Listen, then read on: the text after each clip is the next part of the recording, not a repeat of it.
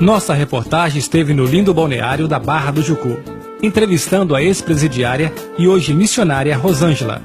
Ali no aconchegante restaurante Espera Maré, Sunara Barbosa conversou com Rosângela, que relatou sua trajetória no submundo do crime e do pecado, e também a libertação que Jesus Cristo realizou em sua vida. Acompanhe.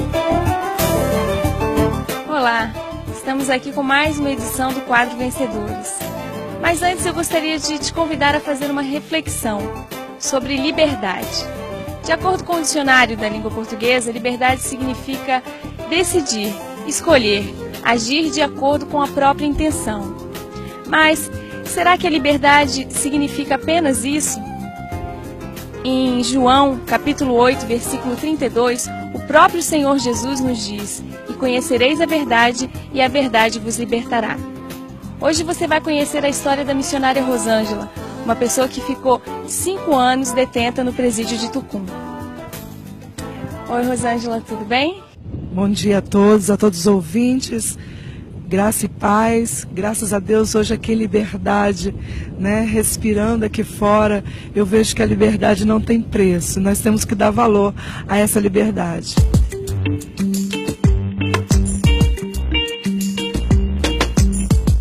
Rosângela, conta pra gente como que você passou a ser uma detenta no presídio de Tucum. O que te levou à prisão? O que levou à prisão foi o tráfico de drogas, né? Foi conexão Rondônia-Vitória. Fiquei 2 anos e 8 meses fazendo isso. Embora os meus pais não sabiam, quase ninguém sabia, que eu fui a segunda despachante melhor de Vila Velha, Rose Despachante. Mas quando chegou no ano de 99, quando eu caí lá dentro, eu vi o outro lado da realidade, que eu nunca esperava.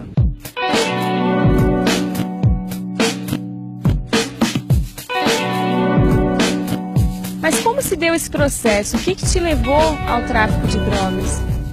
A minha família era toda destruturada, sem diálogo, contenda, brigas, não tinha Jesus e não tinha diálogo, então era muita pancada, muita briga, muitas palavras de maldição sobre a minha vida.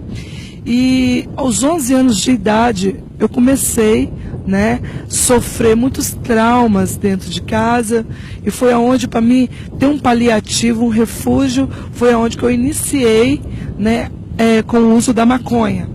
Com o uso da maconha, que após foi cocaína, e começou a indiferença dentro de casa, os meus pais perguntando por que eu estava assim, que eu estava, né, não estava com as práticas, não estava normal, eu estava uma pessoa assim, bem estranha.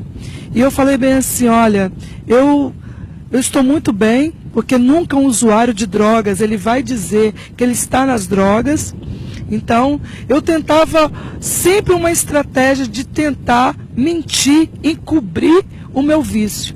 Mas chegou o ponto que a casa já estava se tornando pequena para mim, brigas, né? Eu estava nas noites, então foi aonde que eu saí de casa após 16 anos e eu comecei lá fora, para sustento do meu vício, comecei ao trampolim do tráfico de drogas.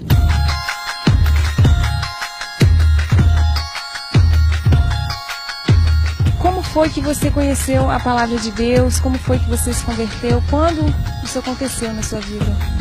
Eu já estava dentro do presídio feminino quando meu pai chegou e falou que eu estava deserdada, que eu manchei o nome da família, que ele jamais poderia pensar que a família, que eu ia estar atrás das grades, onde ficam os excluídos, rejeitados, abandonados, aquelas pessoas perigosas. E nunca poderia imaginar que eu poderia estar envolvida com aquilo, jornais, CPI, a nível nacional, refinaria, e eu estando naquele lugar. Foi aonde ele saiu, decepcionado, e falou para nunca mais eu procurar a família, que a minha família era o crime. Então, naquele momento eu me sentia a pior das piores pessoas. tinha um temperamento, depois do uso das drogas, né, que mexeu muito, né, com a minha memória, né, meus nervos, era a flor da pele, eu era atribulada, perturbada, e naquele lugar de superlotação. Eu também quero abrir um parênteses aqui, que eu era desviada, conheci Jesus quando era bem menor, e depois me encontrei, quando eu estava lá dentro, eu encontrei com outras pessoas também desviadas, filho de pais crentes que estão atrás das grades. Então, numa quinta-feira, Deus leva um grupo de evangelização lá, fala de Jesus, e eu pensei que eu estava no fundo do poço, que Deus ia me ver, ia me olhar naquele sofrimento, eu estava na lama, perdi tudo, dignidade, moral, respeito, família, e de repente Deus vai e fala que me ama, que Ele tinha uma obra na minha vida, que eu tinha um grande valor para Ele, que eu era uma pedra preciosa, mas naquele lugar de cativeiro, de calabouço, Ele ia mudar totalmente a minha história e a minha sorte. E ainda falou, né, ela usada na revelação de Deus, falou que um dos meus, naquela semana, foi lá para falar que eu estava deserdada, mas Ele, como pai, Ele não me esquecia.